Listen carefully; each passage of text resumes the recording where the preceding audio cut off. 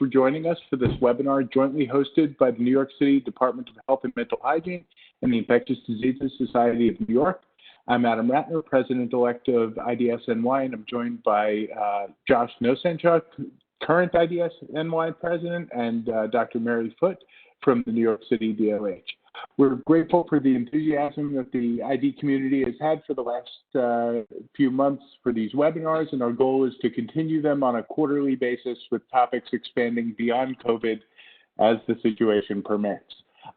One quick reminder before we start, anyone who has been an IDSNY member in the past should have received an email notice with a reminder to pay dues and vote in the IDSNY elections before the July 30th deadline, so please do so to help keep the Society strong. The links for both of these are on the Society's homepage at idsny.org. Last thing, each talk tonight is going to be 25 minutes with 5 minutes for questions. Please submit your questions via the Q&A feature, and one of us will ask the speaker at the conclusion of their talk. We apologize in advance if we don't get to all of the questions because we're going to try our best to stay on schedule. And so to that end, I'm delighted to introduce our first speaker, Dr. Mary Foote. Dr. Foote is a Senior Health Security Specialist and Health Systems Planning and Strategies Lead at the New York City Department of Health and Mental Hygiene, and she will be talking to us today on Update COVID-19 in New York City. Mary.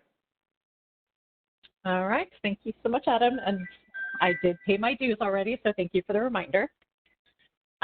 So thank you so much for everybody for joining us in the evening session. We are very excited to be here, as always. So this is just a quick outline. We're mainly going to be presenting our epidemiology updates and a couple updates on our guidance and the test and trace program. So, of course, where are we now? Unfortunately, we are up to 13 million cases worldwide with over 572,000 deaths due to COVID-19.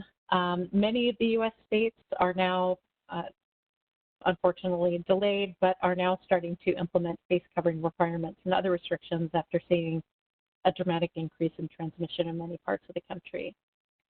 And New York City, we are fortunately still plugging along, and we have been watching things very, very closely as we have officially entered phase 3 of reopening on July 6th. So that was just last week. So we're keeping a very close eye on things. And our current New York City response strategy, we are keeping a close eye on what's going on in the rest of the country, maintaining very close vigilance on our surveillance numbers, and continuing our suppression measures efforts and monitoring, the impact of everything going on around us. So COVID-19 transmission. Worldwide, we're up to over 13 million cases. It took about 6 weeks to double the amount of cases that we had previously, and we're over 572,000 deaths, and that is as of today. And we're definitely starting to see hotspots that have been picking up, especially, unfortunately, in our neighbors to the south in Latin America, also Middle East, and definitely South Asia have really been picking up a lot, and South Africa has been much more heavily impacted of late. And this is just a really nice map if you haven't seen it. This is by the New York Times, and this is really a good visualization of sort of where things are across the country. It's a bit of a heat map. So you can see in the areas that are red are where they're having significant rising levels of cases, and in the blue, the light blue, is where we're having decreasing number of cases. So as you can see, we're actually doing okay, the former epicenter around the Northeast, but unfortunately we're starting to become surrounded by these hot spots that really seem to be wanting to close in on us. So hopefully, things will continue where we are in the blue. So looking at, again, the U.S. data, this is a visualization of the cumulative cases and deaths in the U.S. as of the 9th of July. And overall, the U.S. has seen over 3.4 million cases and that accounts for about 26% of confirmed global cases. And we are at over 137,000 deaths, and that is accounting for about 24% of reported global deaths.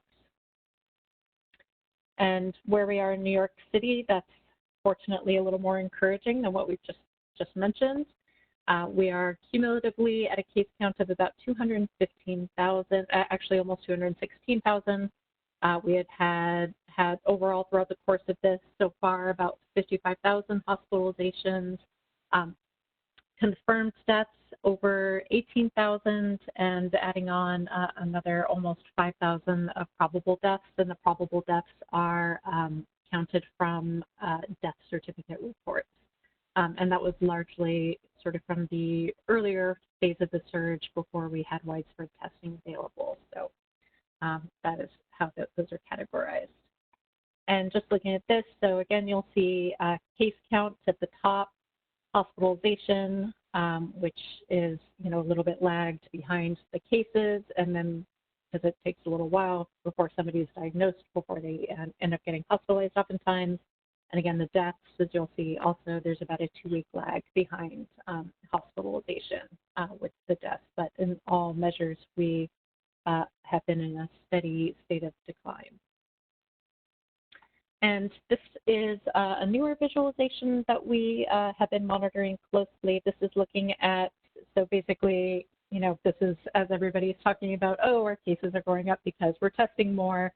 And that's not really the whole story. Of course, you need to look at, your percentage of testing positive. So we've had a steady increase in the number of testing, and you'll see sort of on the far right, there's a bit of a reporting lag. So that's why you see the lower number at the far right.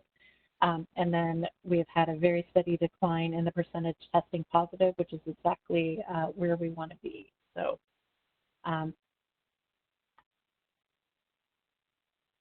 So just to talk about some of our more recent updates, it pertains to healthcare partners.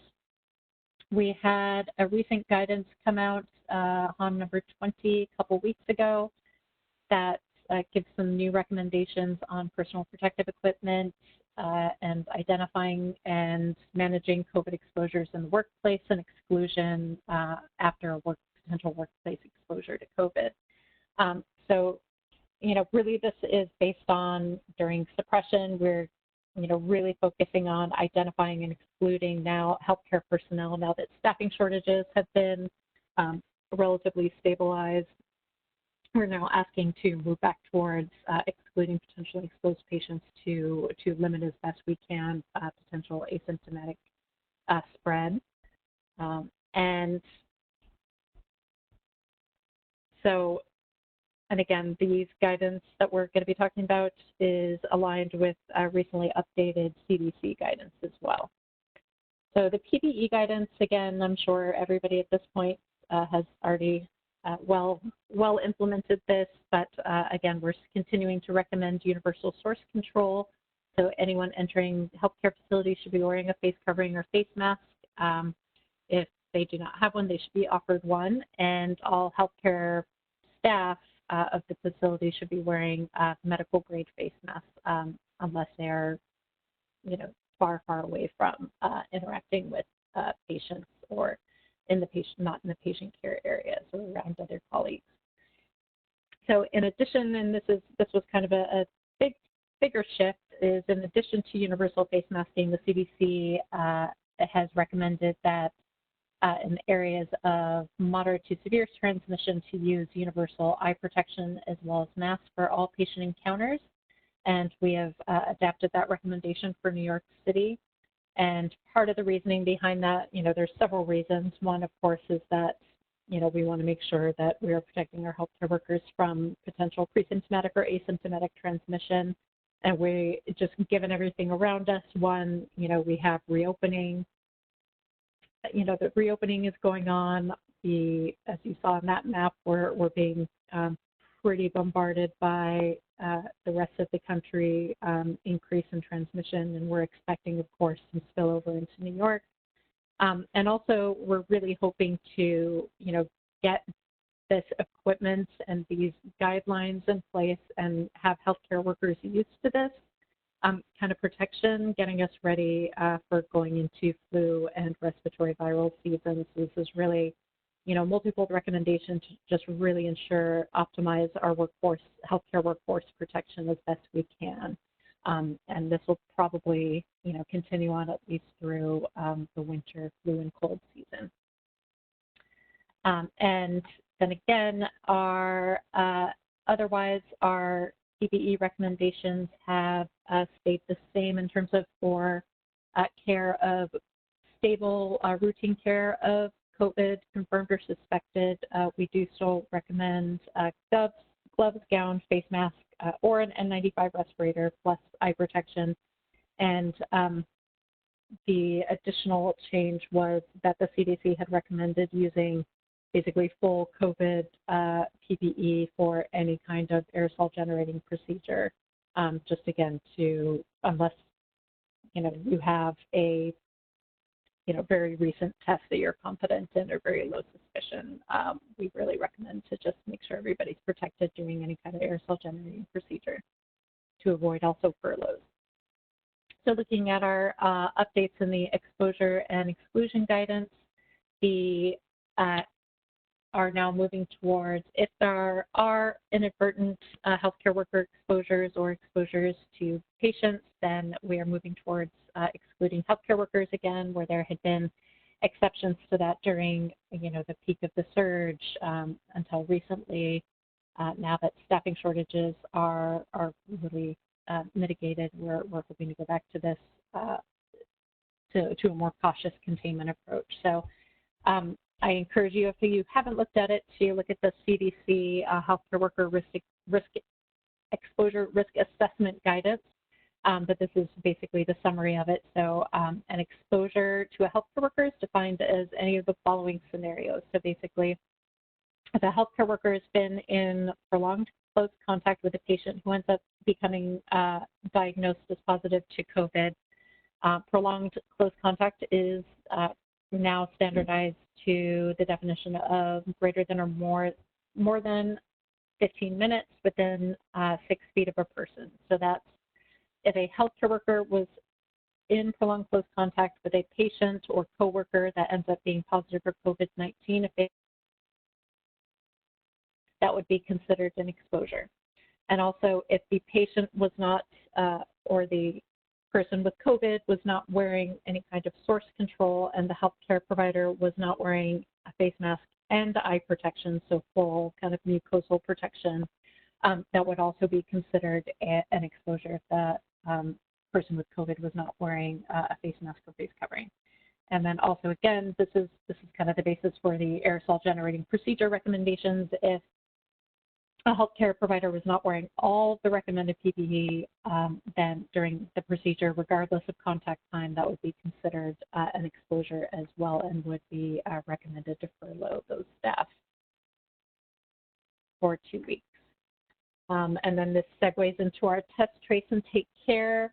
Many of you, I'm sure, have heard something about this at this point. This is our contact tracing initiative that is being run out of New York City Health and Hospitals. And it has, of course, the multi-pronged attack of really optimizing and expanding testing capacity in New York City through, not only free testing sites through New York City Health and Hospitals, but we're going to be also running pop-up testing sites in high-priority neighborhoods throughout the summer, in addition to supporting expansion of testing in other settings, other medical settings. And so that's the test portion of it, and then those get reported over to the TRACE program. Any positive results that is a lab or send out or a lab diagnosis, they will get that automated, so you do not need to report. But if you are using a point-of-care diagnostic test, then we do ask if there is a positive, such as the antigen test, then we recommend that you please call and report the case to our reporting central, or the provider access line is listed.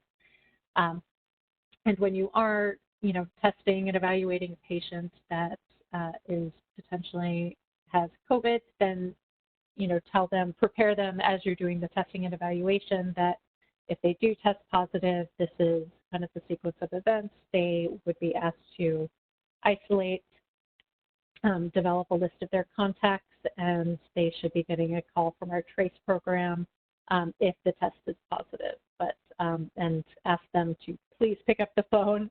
And also, it's really, really important to make sure that you're communicating to your providers that it's really important that the patient contact information is complete and accurate and up to date, because that's how, so when you're filling out the lab requisitions, it's really important that we have that information, because that is how the TRACE program is able to reach out and contact these patients. And again, just let them know it's really important. Anybody with a positive result should isolate for the full 10 days from the start of their symptoms or from the date of their first positive test result if they were diagnosed as an asymptomatic patient.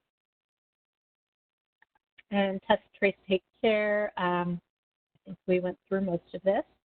So we have the call center for the contact tracers that will be reaching out once they have elicited contact history.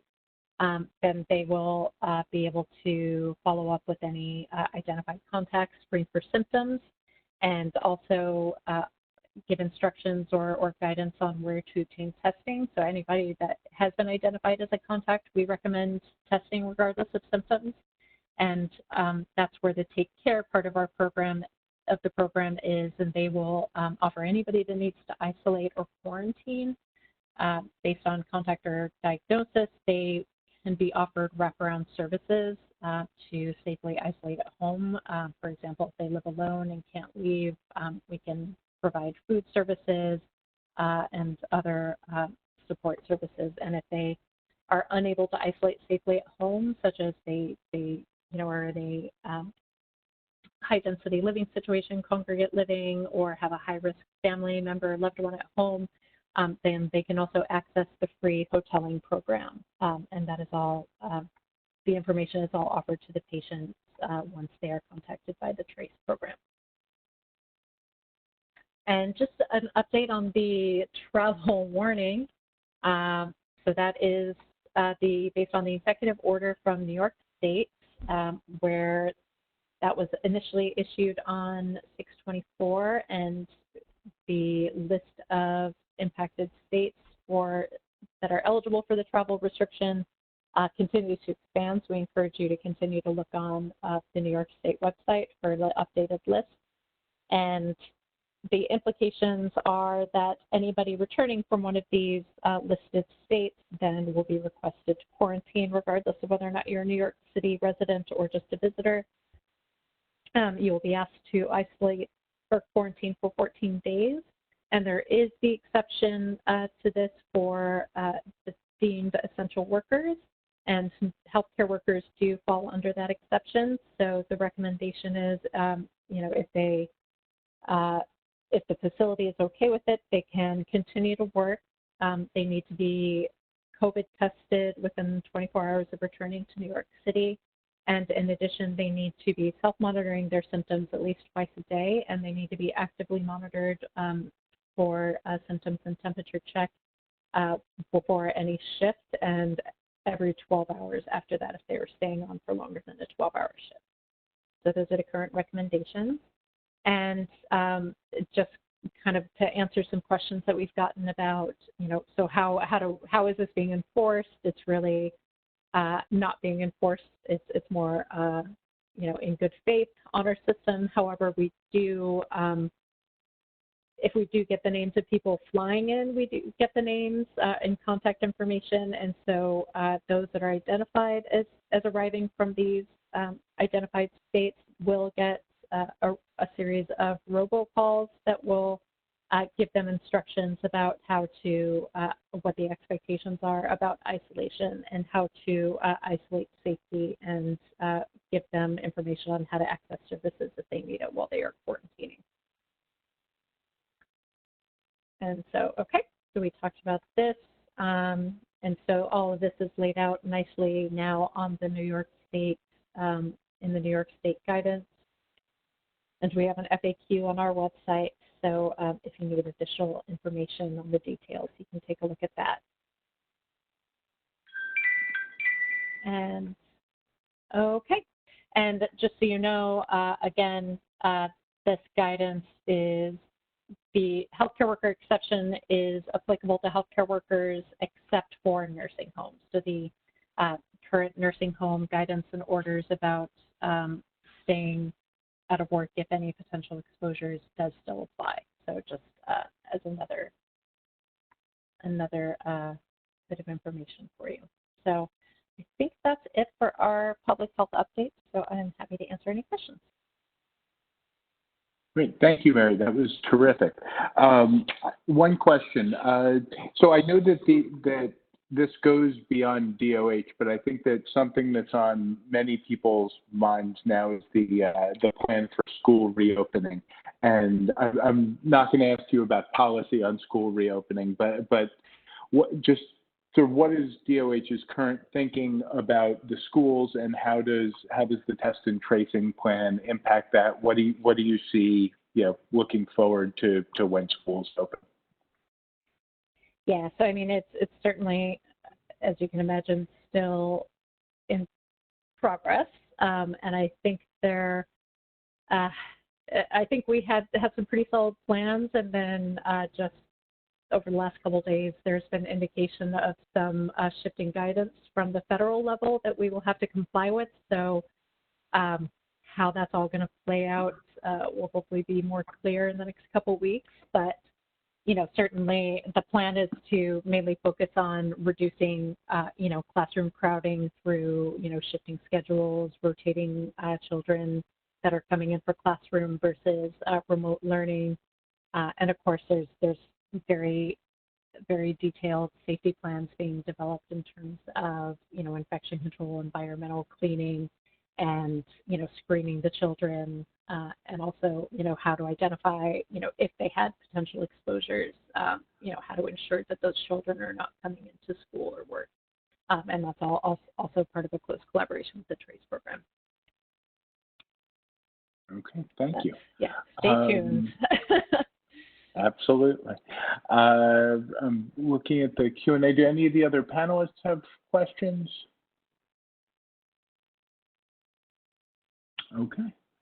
Not seeing or hearing other questions, I think we can move on to our next speaker. Thank you, Mary. All right, thank you.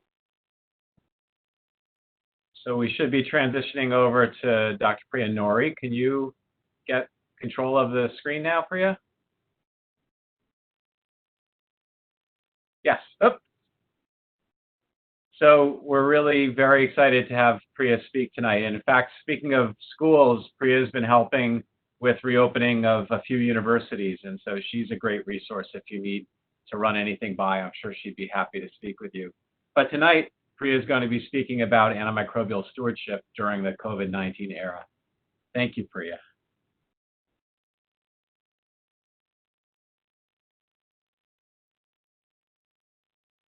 I think she's muted. She's still muted. Yeah, Priya, I think you have yourself on mute on the computer. There you go. Okay. How about now? Good. Gotcha. Perfect. Okay, good. Thumbs up. All right. So first of all, thank you to the Department of Health and to IDSNY for this invitation. Really excited to speak with you all about stewardship, what went well, what perhaps didn't go so well, and what do we know about perhaps early trends in antimicrobial resistance so far. No disclosures of any sort today, but as far as disclaimers, I should mention that while Montefiore Einstein-specific HAI rates are not really the subject of tonight's discussion, I will be referencing some of our local microbiology, including multi-drug resistance and C. diff. So as far as the framework for this evening's discussion on stewardship, I will be spending the initial part of the evening on sort of a scaffolding of what stewardship can do and has traditionally done for pandemic response. and then looking at antibiotic use metrics for our own institution, and if these closely mirror what you are experiencing at your own facilities, that would be great to hear about. And taking a deeper dive into things like what specifically were the pathogens we isolated in this time frame. And then finally, I'll mention a very nice collaboration that we have planned between the health department and many of the New York City health systems as pertains to a COVID-specific antibiogram. Okay, so speaking for the Bronx in particular, by now this is fairly common knowledge, but because of the types of patients we care for, the generational sort of poverty and issues related to that, and comorbidities, we had, unfortunately, the highest hospitalizations and deaths of any borough. And this is, of course, data straight from the health department. The time frame I'm going to be focusing on this evening is really our shared pandemic surge, which is sometime between early March and May. So historically, stewardship programs have done certain kind of performed certain discrete functions for pandemic preparedness as part of the larger hospital response. This stems back, in my memory at least, as far back as 2009 with the H1N1 pandemic, where our job, specific to stewardship, became really allocation of the neuraminidase inhibitors, vaccines, and we are sort of the guidelines people. So we are the ones who quickly are able to digest the literature and spit out what makes most sense for our prescribers and patients. Fast forward to Ebola. While there weren't specific stewardship issues, mainly because we didn't really see the patients, we did have a lot of hypothetical material set up in the event that we did admit a patient with true Ebola. One thing that was an instrumental part of the stewardship response, though, was identification of alternative diagnoses, of which falciparum malaria was really number one. In the Bronx, because of our large West African population, we saw a ton of this. And so by liaising between the health department, the patient, and the microlab, we were able to very quickly get a diagnosis, treat the patient, and oftentimes send them back home. Of course, a lot of this was applied to Legionnaires, and then Zika as far as diagnostic stewardship, and then finally, most recently, with measles, where it's less clear how does stewardship play a role in that, but as pertains to treatment with IVIG, there was a well-known, well-established shortage going on at that time. So really our role was in screening the right patients, developing guidelines, and determining the allocation paradigm for our hospitals. So going back to mid-February, when we were just starting to hear about COVID-19 crossing the Pacific Ocean, the Atlantic Ocean, and establishing a presence in the United States, several stewards and I from around the country put our heads together, and this kind of came from a place of wanting to be let into the party or having a seat at the table of the pandemic preparation. And what we did was we laid out this framework of what are we good at, what do we do all the time, and how can we assist you to prepare for what inevitably became this gigantic surge of COVID patients. And so a lot of these things actually came true, which I will show shortly. Where am I here? Okay. So what about the outpatient realm? COVID-19 very quickly established as a viral respiratory infection, and at first, I think that the thinking was that patients will not really require antimicrobials. This is a classic, viral pneumonitis and respiratory failure, and so antibiotics shouldn't really have a role. And this actually played out in terms of outpatient prescriptions for antibiotics. There was this very brief but very nicely done study of prescription data from 50 states, and they showed that azithro and amoxicillin really took a nosedive in terms of people filling prescriptions and doctors actually prescribing these drugs. And so, a small Twitter war was waged in which certain stewards said, okay, this is great, we're gonna see AMR, antimicrobial resistance, go down, and then other folks in other parts of the country like Michigan, New York City said, whoa, hold on a sec, let's wait and see what happens on the inpatient side. And as is probably no news to any of you all who have been experiencing this for many months now, antibiotic use went way up. And I'll show you exactly what up means in a second. First, though, let's establish some of the definitions of stewardship in case the audience members are not familiar. So we usually think in terms of this ratio that's very similar to the HAI standardized infection ratio. So ours is a standardized antimicrobial administration ratio, which means that basically speaking, this is a rate of antibiotics administered to all the patients in a certain location, in a certain hospital, over a denominator which is 1,000 patient days in that location. Just like for HAI data, there is a risk adjustment provided by NHSN, which has to do with the hospital location, bed size, ICU size, medical school affiliation, location within the country, and a lot of other fairly sophisticated things with the intention of spitting out a benchmark for us to kind of try to adhere to. The benchmark is basically observed, what are you allowed being a health system in New York City or, Utah or Florida, and what are you actually administering, and this gives you a ratio.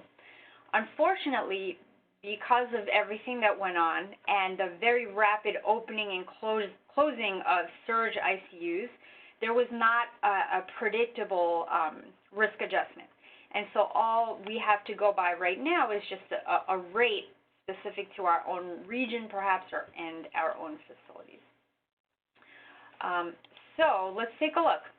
Starting with the ERs, a lot of these patients received community-acquired pneumonia coverage upfront. And this is because this was a totally unknown entity. It looked a lot like community-acquired pneumonia. Patients were often walking in from home, and they had multifocal infiltrates. They often met sepsis criteria, and so they just looked very ill. And you can see here that starting about late February, the rate actually of ceftriaxone use across all of our ERs, including our pediatric ER, just skyrocketed. There was maybe a slower rise in the winter months, and this is predictable because this would have reflected pneumonia season. But you can see very clearly in the spring when things really should have started to come down, they were instead going up. Keep in mind, though, that this is not a raw amount. This is not a volume, but this is a rate. So if the overall number of patients presenting to the ER goes up, the antibiotic use rate should actually go down. And what we're seeing is that this is the opposite. This is the opposite phenomenon of what we would expect.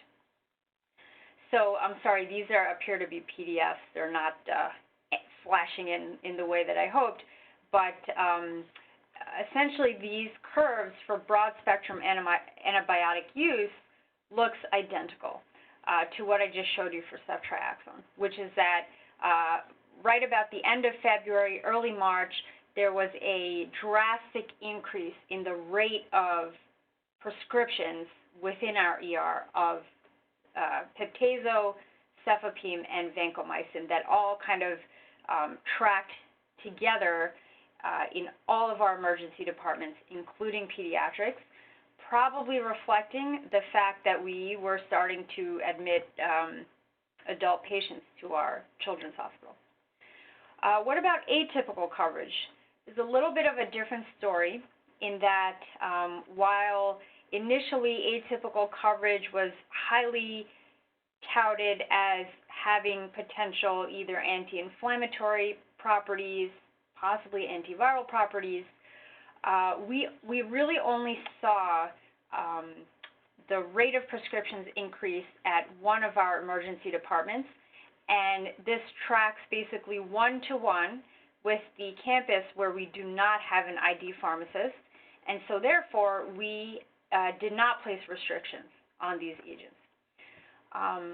During the pandemic, we had to loosen restrictions of the broad spectrum agents, and we tightened restrictions for anything that we thought would be given by prescribers for their anti-inflammatory or antiviral properties.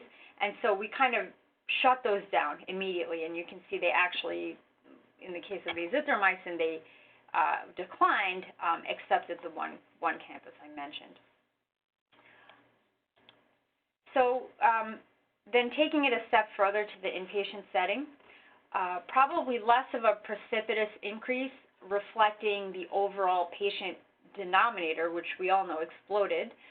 Nevertheless, there was a predictable rise every campus throughout the month of April, starting with March, but then a really nice decline in May as the pandemic winded down to a low-grade level, and as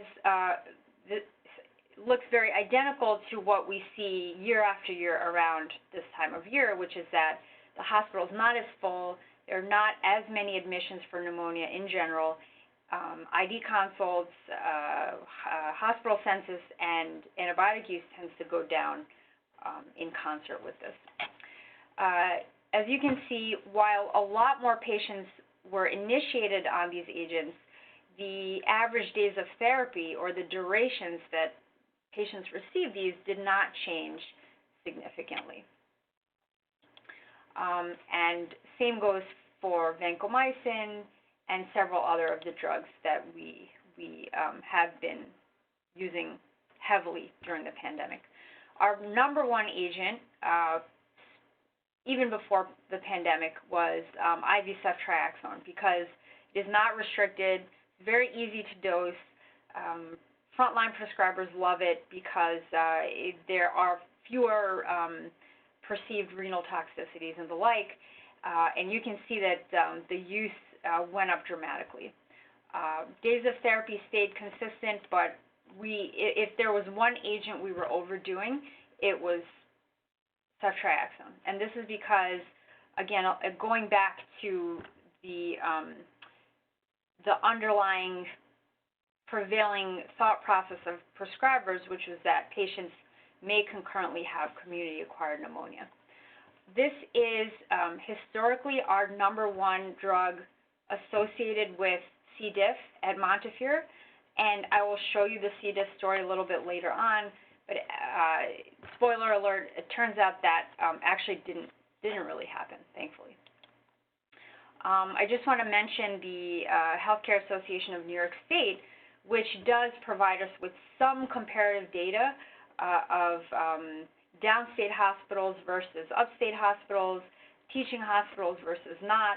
And here we can see that while we kind of overdid the Piptazo use, we all in our region were overdoing the Recefin use, probably for the reasons I just mentioned. So now, why did this happen? I like to break this down into patient and provider-specific factors and then stewardship-specific factors. So fundamentally, patients sick enough to be admitted often were having rapid responses in the ER. They're often intubated in the ER, and their syndrome was indistinguishable from traditional bacterial sepsis or fungal sepsis. And so it was very easy to sort of bundle the care to include antibiotics that we would traditionally give for sepsis.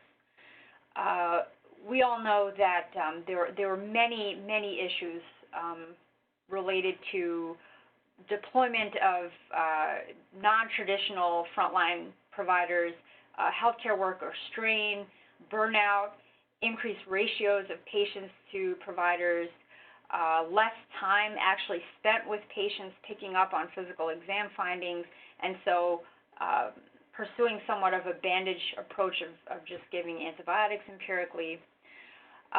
Interestingly, while there were very well described shortages of crash cart medications, sedatives, I think several opioids, we did not actually experience antimicrobial shortages. We had prepared for this in advance, but we, as Stewardship, kind of made it very easy for people to give these drugs. So we were somewhat complicit in these curves, like skyrocketing in the way that I just showed you. So looking at our traditional functions within hospitals and what happened to some of these, you can see where some of the places or some of the things that slipped through the cracks, and taking it a step further, you can see where those things need to be built back up very quickly in the event of a either second wave or just a continual, hamster wheel of COVID infections. So the important ones of these are really our audit and feedback mechanism, where normally we would call prescribers or we'd institute timeouts at about 48 or 72 hours. This was not happening because we were all pretty much diverted to other functions within the pandemic. So whether that was clinical trials or emergency use authorization or testing or you name it, we were not doing what we were essentially hired to do. Our formulary restrictions were totally relaxed during this time frame. This was both to make it easy for prescribers to provide the care that we felt was needed, and also to alleviate some of the strain on our trainees overnight, both the frontline interns and residents and our ID fellows. And then clinical pathways, where we really excel as Stewardship. We can write multiple guidelines in no time at all. This admittedly we were very late to the party with this. But to tell the truth, IDSA, the NIH, WHO, none of those professional societies released anything related to empiric antibiotic prescribing for patients with severe COVID. So health systems were left to our own devices to create these, and while we did end up creating them sometime in May, a little late to the game, eventually they did come, and hopefully optimistically, they helped a lot of people. So what do we know about superinfections? We've established that antibiotic use is through the roof. We know which agents, we know how many days, but what about the actual documentation and diagnosis of superinfections or co-infections, basically bacterial and fungal infections that occur at some interval after the initial SARS-CoV-2 infection. There are multiple risk factors. Several of them are very predictable, having to do with prolonged hospitalization, severe immune dysfunction because of the virus itself, steroid use, IL-6 inhibition, diabetes, age. Nevertheless, turns out that at least in existing published literature, which is not a lot, less than 10% of total hospitalized patients actually develop documented co-infections or superinfections. Unfortunately, the ones that get these are the sickest, of course, intubated, lined up, ECMO, all of these types of events. Secondary infections are thought to be often terminal events, meaning that whether a patient may initially improve or stabilize from the COVID itself, they may succumb to the secondary Pseudomonas VAP or CLABSI or something else. But this is not new. This was actually rather predictable because, as it turns out, this also happened in the original SARS and in MERS as well, also related to the degree of critical illness in these patients. There was actually a recent EIN survey. I don't know if audience members had a chance to participate in that, but across the country, few ID physicians actually felt that superinfections were happening frequently. Most of them responded that they were either rarely or occasionally observed, but very predictably happening in the most vulnerable patients, mechanically ventilated in ICUs.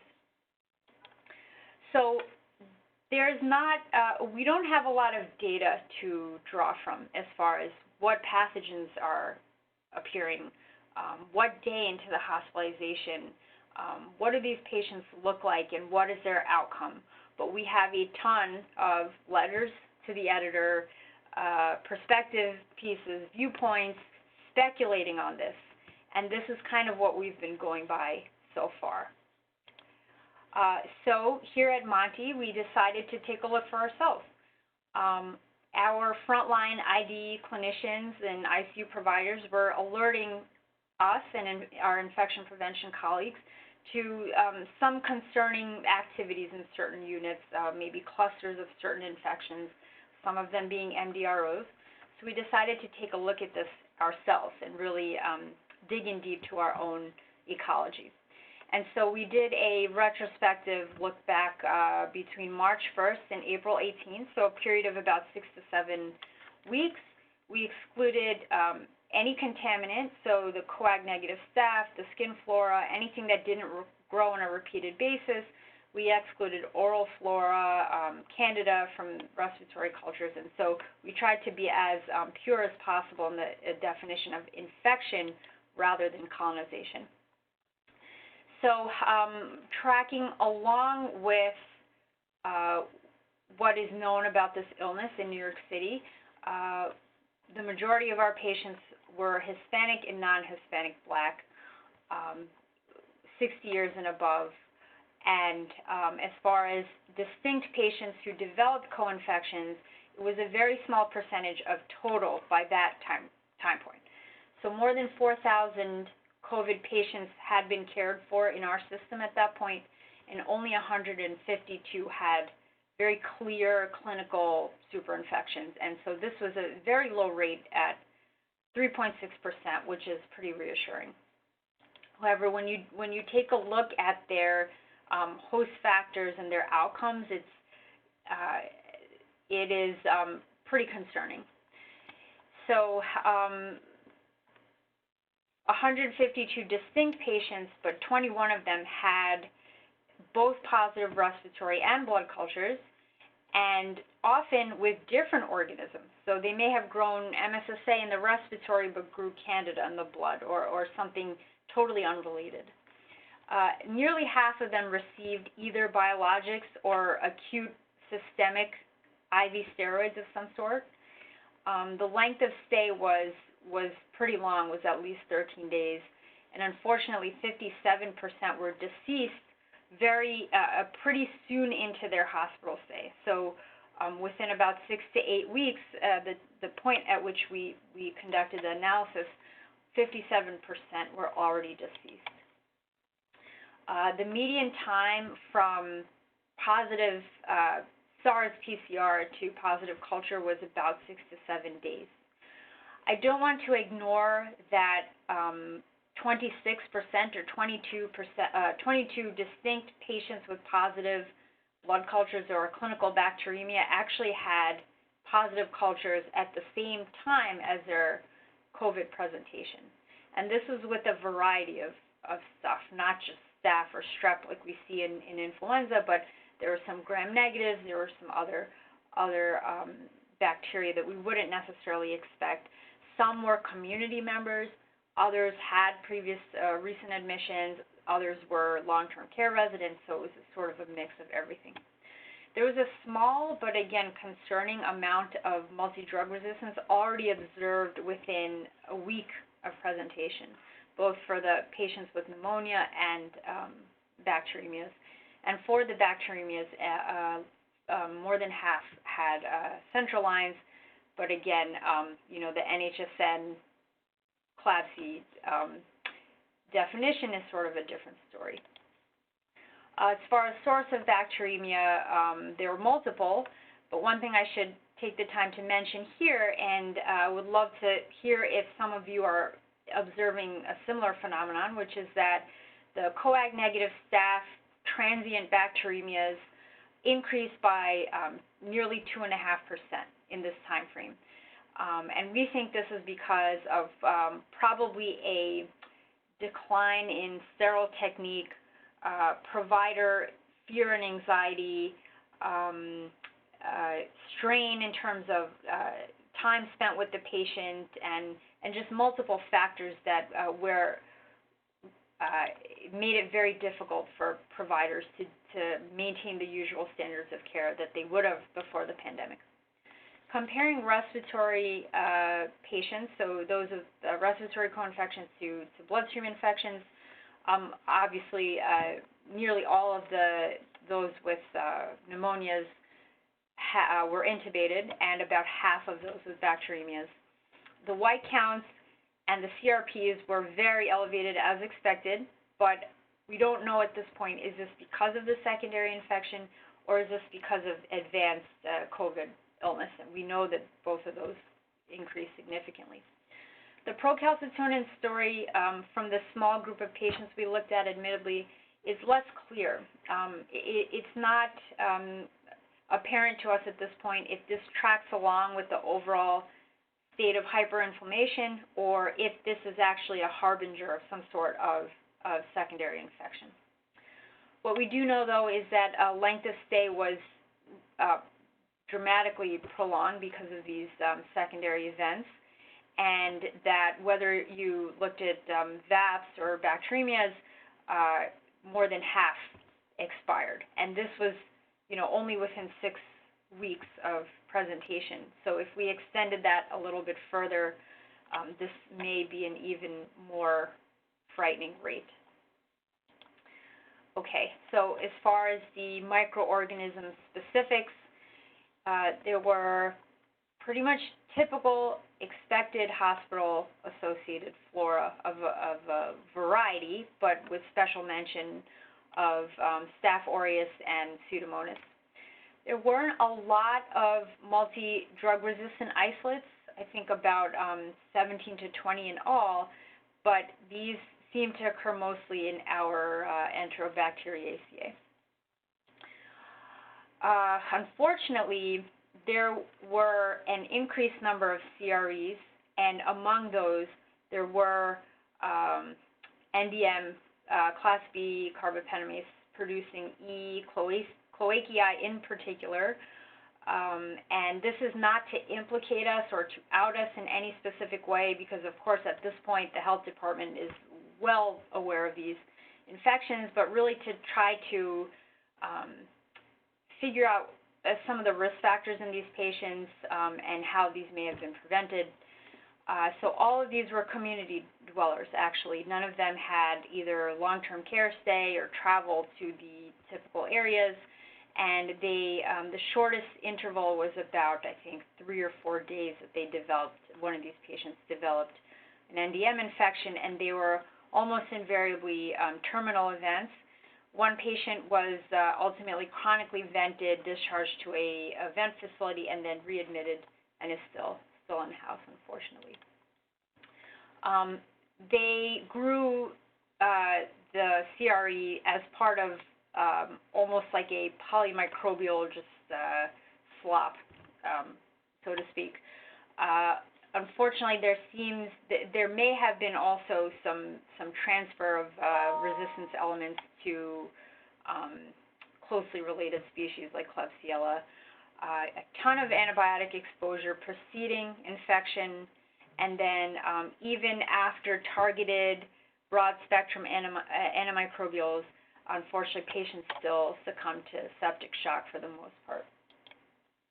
This prompted us to take a look at our own antibiograms for this period of time, and no surprises as pertains to Staph aureus, except to say that if we continued at the current rate, we would have way outpaced the number of Staph aureus isolates we had for the entire year in the ICUs in the year preceding.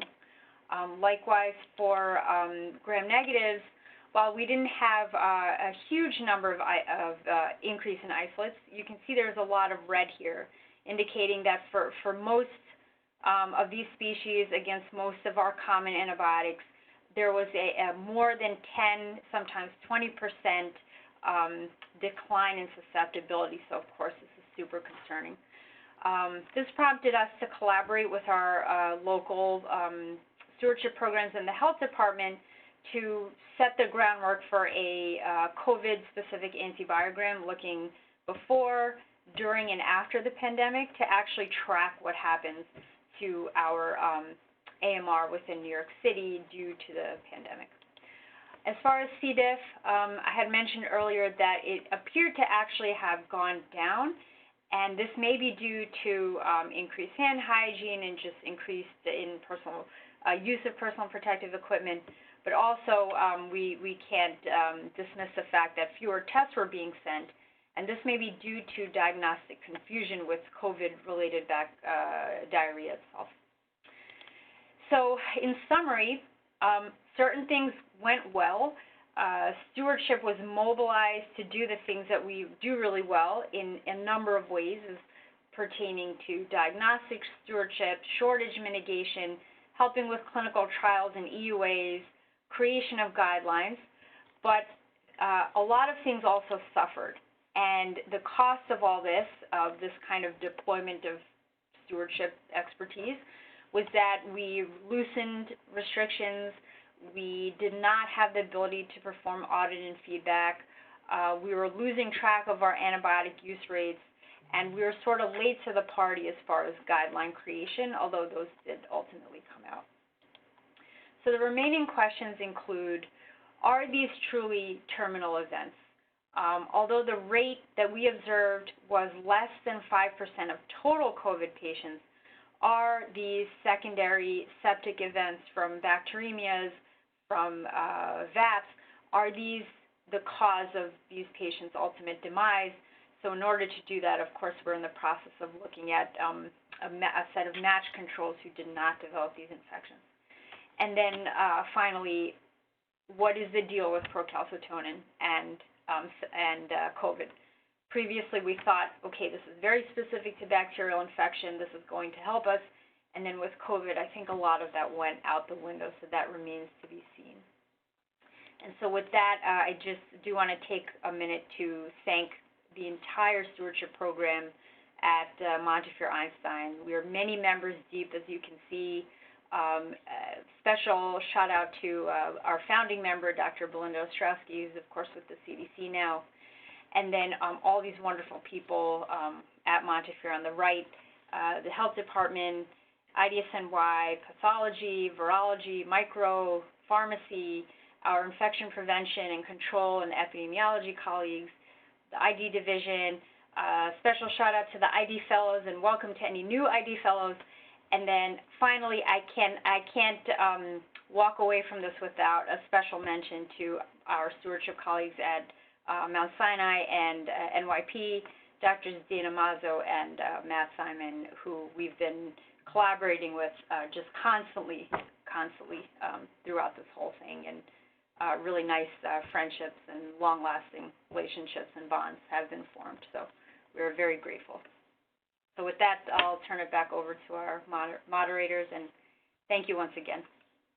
So thank you, Priya. That was terrific, really broad and amazing data. We're running a little behind time. Actually, we're almost exactly on time, but I don't want to keep us from hearing Mark's talk, so I'm going to turn over to Adam to introduce Mark. Great, thanks, Chuck. So I am delighted to introduce my colleague and friend, Mark Mulligan. He is the director of the NYU Langone Vaccine Center, which is now an NIH-funded VTEU site. He is also the director of the Division of Infectious Diseases and Immunology at NYU and the Thomas S. Murphy Senior Professor of Medicine and Microbiology. He will be speaking to us today about COVID-19 immunity and vaccine trials. Mark.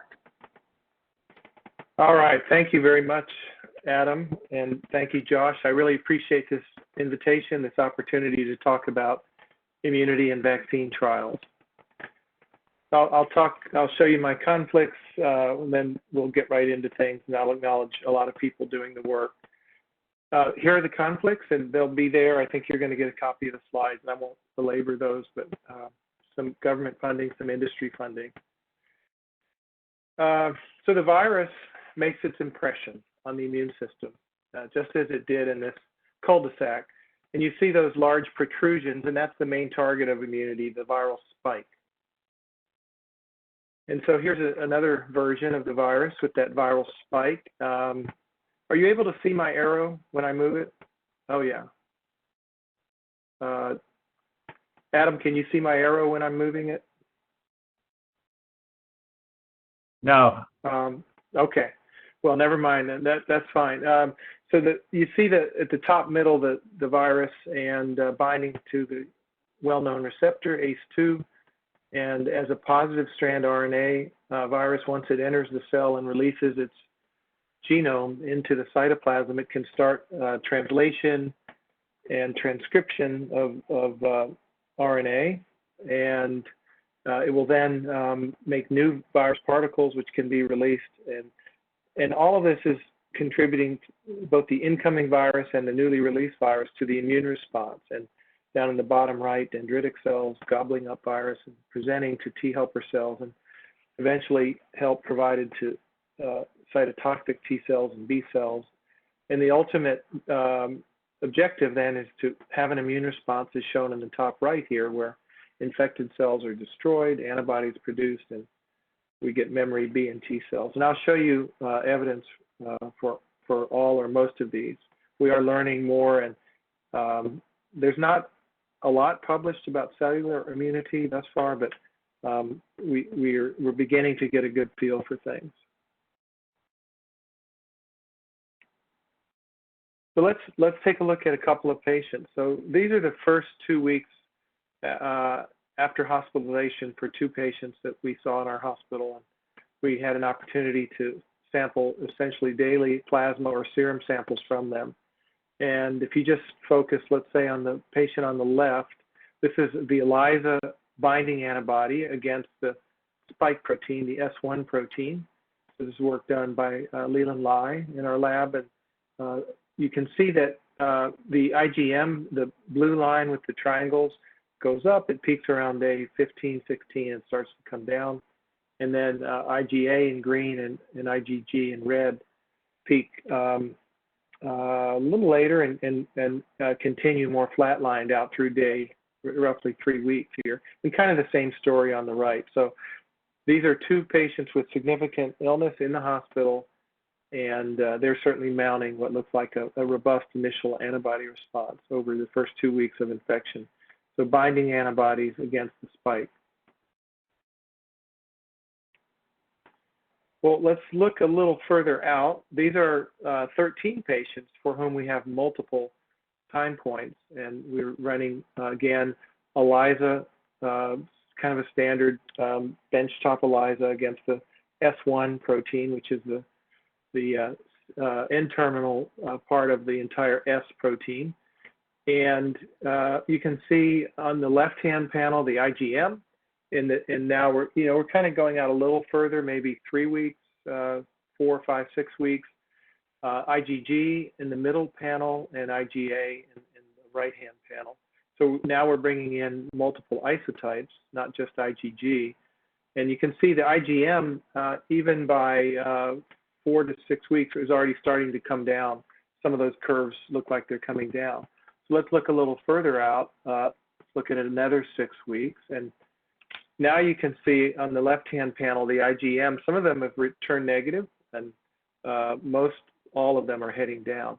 For IgG, as we get out towards day 70, 80 after infection, you can see that now we're starting to see some declines, although some people are still staying flat, and IgA even more decline seeing. So after 2 to 3 months, we're starting to see antibody drifting down.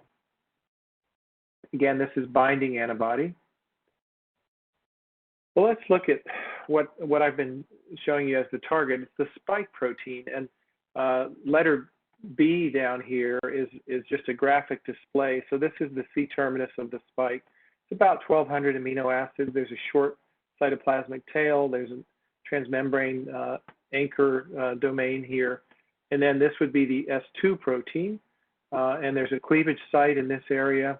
And then you have the S1 protein. And this red area is the receptor binding domain. That's the part of the spike that latches onto the ACE2 molecule, which is the receptor for the virus. This is a graphic display of the spike trimer, which it exists as a trimer on the surface of the virion.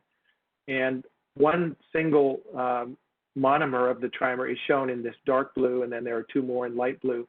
And going with this single dark blue monomer is the receptor binding domain.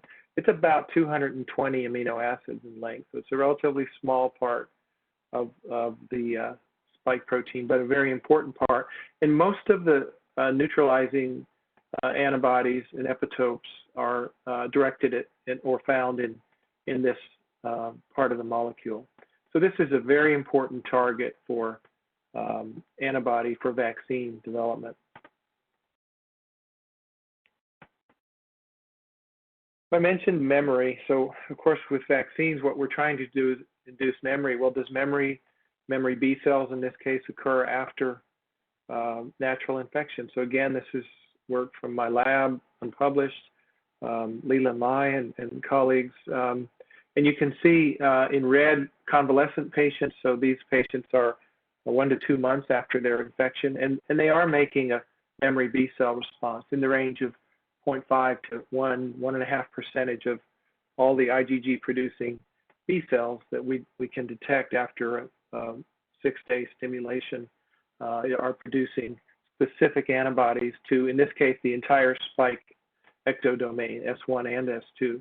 Interestingly, people that had asymptomatic infection seem to have, maybe a little bit lower levels of memory B cells, and then healthy controls or influenza patients that we had collected in pre-COVID times, really not having any memory B cells specific for the spike protein. So this is actually encouraging, given all the talk, given what I showed you up above here, that that antibody levels may be starting to decline a bit.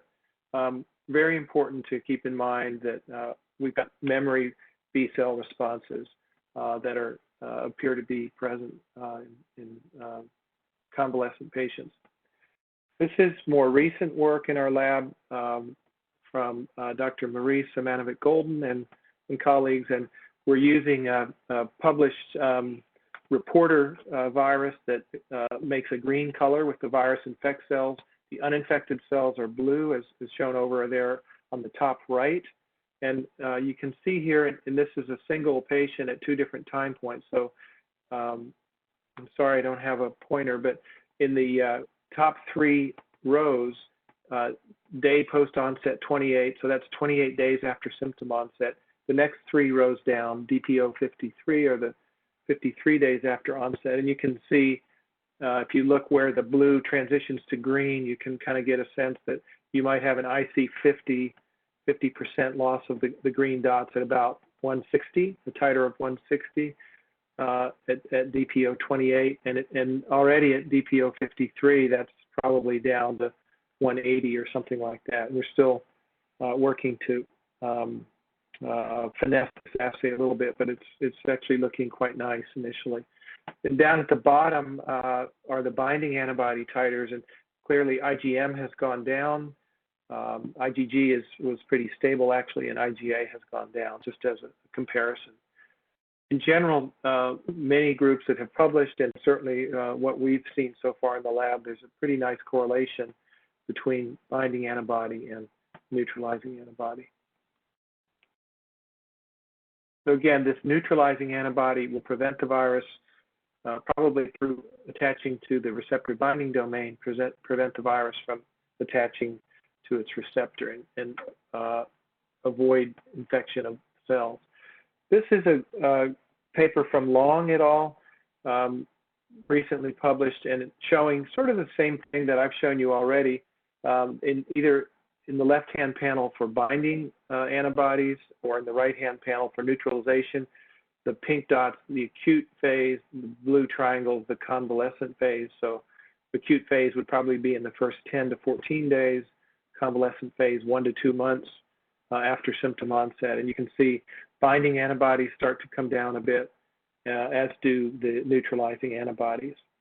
One point the authors made in the paper is that the asymptomatic patients, if you look at binding antibodies in particular, seem to have lower levels compared to the symptomatic patients, and more people who actually were antibody negative. So that is something that will bear watching, I think. People who have milder infections or asymptomatic infections, there's a little bit of data suggesting they may have a lower magnitude immune response.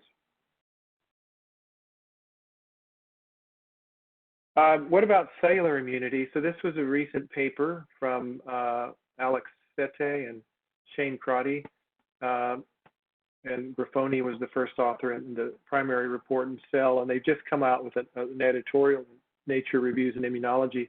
But the main point in the paper was, yes, you can see in a dozen or so convalescent patients, you can see evidence of T-cell activation.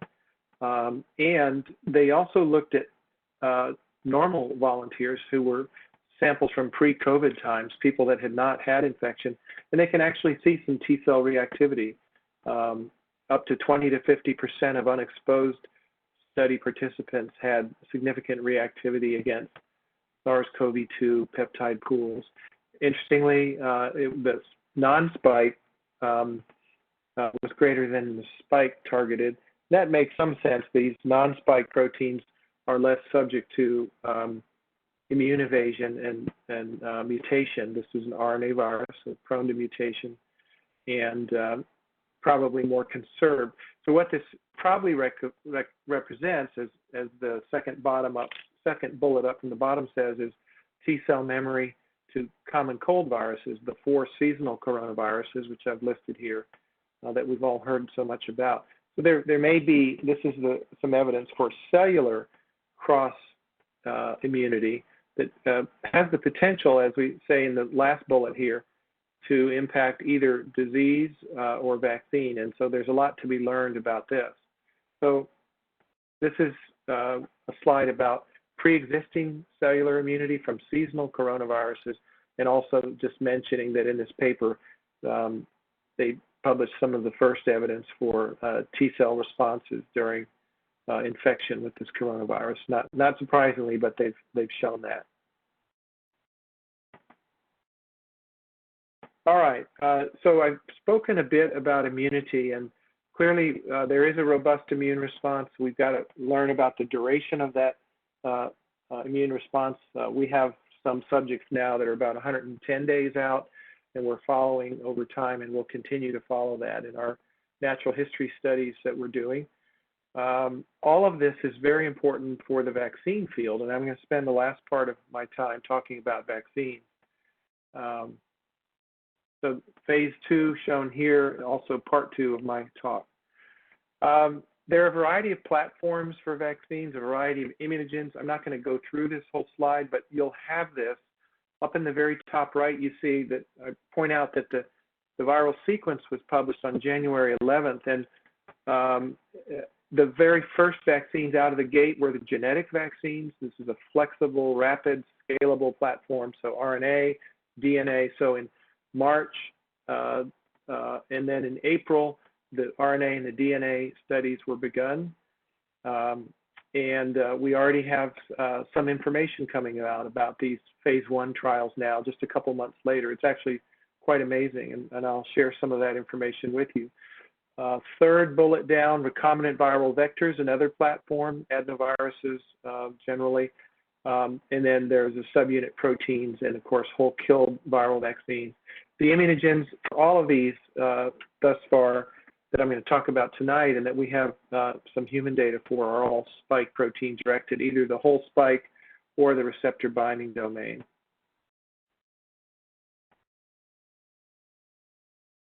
Here's an overview pictorially of these platforms. So again, the double-stranded DNA, closed circular plasmid in the top left, the lipid nanoparticles encasing RNA in the middle on the left, and then the spike protein. Usually, these protein-based vaccines are being given with adjuvants. And then the viral vectors shown in the panel A, kind of the top half, and the inactivated viruses down at the bottom. The right half of this slide, the panel B, is just showing over 100 candidate vaccines in various stages in the pipeline, and we're going to focus on those for which we're beginning to see some clinical trial data. This is the first one to have a report in the literature. This was published in Lancet last month, and this is a recombinant Ad5 viral vector expressing the spike protein study done in China. This is CanSino Biologics, and the second column from the right there, just call your attention there. They produce in the top white row ELISA antibodies, and in the bottom right, neutralizing antibodies were seen. They also looked at T-cell responses and by both ELISpot assays and ICS, intracellular cytokine staining. They demonstrated a modest T-cell response for both CD4 in the top panel and CD8 in the bottom panel. I won't go through all these limitations, but there are a number of limitations to this work, and this is a vaccine candidate that I think could be improved further, perhaps with a boost. It might need to be a different type of viral vector to boost, but it's also perhaps a different adenovirus serotype. Since Ad5, there's a significant amount of pre-existing immunity, and they showed that dampened the immune response here. So this is a candidate that I would have modest enthusiasm for, I think, at best. Now, my enthusiasm goes up when we get to the RNA vaccine. So Moderna partnered with NIAID, and really incredibly, within a couple of months of the sequence becoming available, had begun a first-in-human study. So this RNA is in a lipid nanoparticle, which helps the RNA get into the cells, and once in, there's a fusion in endosomes and release of the RNA into the cytosol, just like I showed you with the RNA virus itself. In this case, you're encoding just a piece of the virus, so there's no risk of infection, and that is spike protein here. They've actually made a couple of proline additions or mutations to proline in the spike to stabilize it in a pre-fusion configuration so that antibodies can be more effective. And I'll point out in the middle of the panel on the left, no RNA-based vaccine has been licensed, but it is a very attractive platform, again, because it's flexible. Once you have the platform, you can stick in any gene of interest for any future outbreak. It's rapid. So these vaccines are produced by in vitro transcription and cell-free systems, and you can really scale these up as well. There's promise in an animal model with this vaccine. Again, the first human vaccines down the bottom left of this panel were in March. They gave 2 IM injections. And over on the right-hand side, you'll see that they issued a press release on May 18th, and now they have a paper in press in New England Journal, which is supposed to come out this week. It may even have come out by now, I'm not sure. But very soon we'll all be able to see the data for this. But what they said in the press release was that they only looked at neutralizing antibodies in 8 of the 45 study participants, I suppose just because of access to BSL-3 to do that was limiting for them. But they do see levels of binding and neutralizing antibodies that were equal to or perhaps a little higher than convalescent patients. I want to pause here and just say that we don't know what is required for immune protection against this virus, what we should be targeting with our vaccines. But for antibodies, one reasonable thing to say should be a target, lacking any better target, is the level of antibodies seen in convalescent patients. That is, those patients who have successfully fought off the infection and are about 1 to 2 months out. And those levels could be compared to the levels of antibody 1 to 2 months out after vaccination to let us know. And those should be binding antibodies, sure, but most importantly, the neutralizing antibodies. So phase 1 has been completed, and in the second bullet down on the right-hand half here, phase 2 is now fully enrolled with 600 participants. And phase 3 is slated to start later this month. So again, moving very quickly through phase 2 to phase 3, given the initial somewhat encouraging results. AstraZeneca, this is a non-replicating or weakened adenovirus. It's a chimpanzee adenovirus. So remember, I mentioned the pre-existing immunity problem. For Ad5, you get away from this by using an adenovirus from a different species. So humans haven't seen this before. There's very little, if any, cross-reactivity. And they have some animal model data that they protected macaques against lung disease, did not reduce nasopharyngeal colonization viral loads. In pigs, they showed that a second dose of the vaccine boosted neutralizing antibody. This is in phase 2 and even phase 3, very early phase 3 now in UK. And this is slated to start in the US in a phase 3 trial next month, and then also a phase 3 trial in Brazil. So a non-replicating viral vector expressing, again, the spike, the entire spike protein. And I want to talk about a study that we participated in and contributed to, and this is the Pfizer-BioNTech collaboration of, again, a lipid nanoparticle messenger RNA. And like the Moderna, this Pfizer-BioNTech RNA is modified. What does that mean? It means that because the RNA, single-stranded RNA, is seen by the innate system as almost like a viral RNA, TLR7, 8 are triggered, and you get quite an innate response. So it's a self-adjuvanting platform. You could think of unmodified RNA that way, but it might actually be a little too strong, a little bit too much of inflammatory response. And so modified RNA methylates some of the uridine nucleosides to try to reduce detection by TLR7, 8. The immunogen here, not the full spike, but receptor binding domain trimer. Here are some reactogenicity, we call it, data for, these are the systemic events, and just stepping aside for a minute, I'll mention that the local reactions were generally injection site pain in many participants, not all, mild to moderate, and a few red or swollen reactions, but not very many. But more impressive were some of the systemic reactions. With the first dose, not so much so, but particularly with the second dose, we saw fevers shown in the left-hand bottom part of the panel in 75% of people getting second dose at the 30 microgram level. We didn't give the second dose of the 100 microgram based on what we had seen with first dose of 100 microgram and second dose of 30. So for this project, most likely somewhere 10, 20, 30 micrograms will be the dose to go forward with. And for Moderna, it's looking to be 50 micrograms, maybe 25. They're looking at that still. And these are the antibody results. The top panel, the binding antibodies, the bottom panel, the neutralizing antibodies. And I'll just point out the magnitudes of these.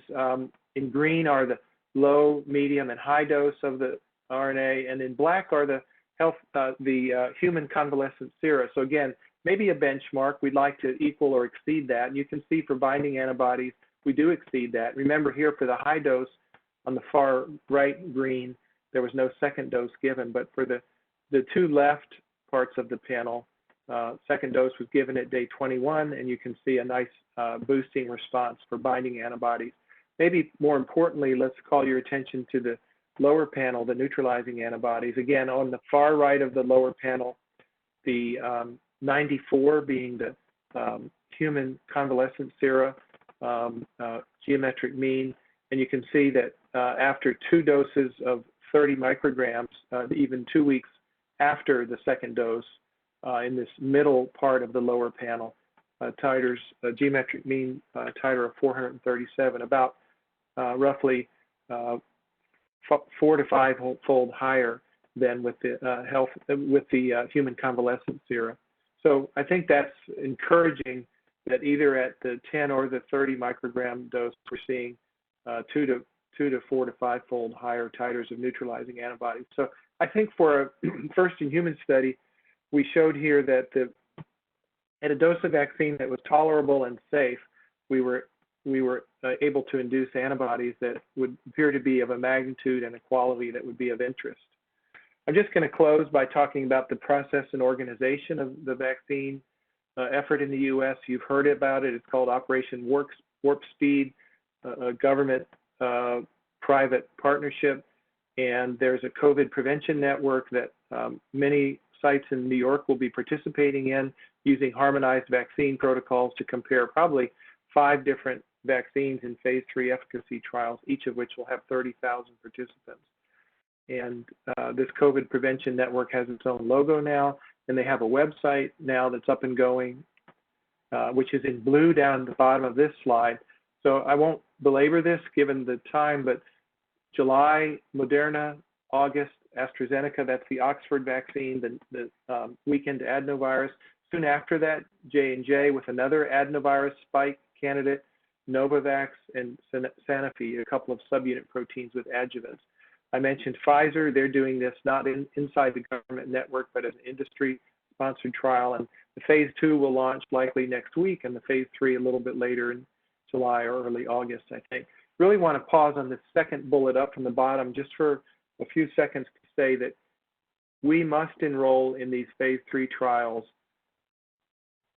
people, groups, communities with higher than average risk for COVID-19 infection or disease. And so we need to be enrolling the groups that you just heard about in some of the earlier talks: minority, ethnic and racial minorities, certain occupations such as essential workers that have to go to work in grocery stores or as transit workers, older individuals, individuals with chronic conditions, stable chronic conditions.